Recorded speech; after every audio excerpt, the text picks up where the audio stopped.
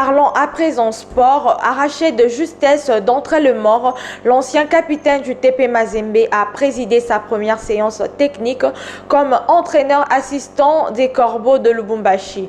Récit de Dominique Prévost Moulamba.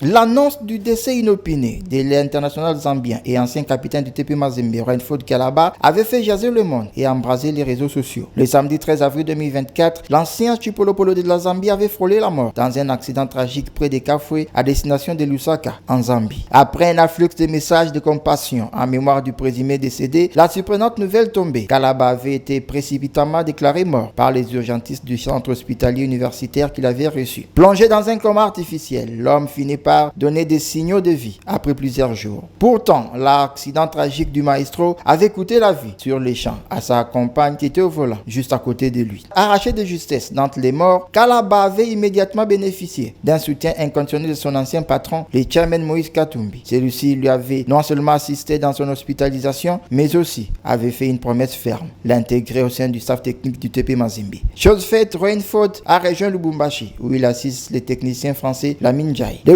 week-end dernier, il a officiellement dirigé sa toute première séance technique comme entraîneur assistant du plus prestigieux club de la RDC. Un travail visiblement apprécié par les Corbeaux qui sont prêts à tout donner pour redresser l'image tordue du TPM après une participation catastrophique en phase de poule de la Champions League africaine. Sans désarmer, les Noirs Blancs n'ont qu'une mission: remporter la Ligue nationale de football pour repartir à Gaillardy en interclub. Et ils peuvent désormais compter sur l'apport technique de Rainford Kalaba.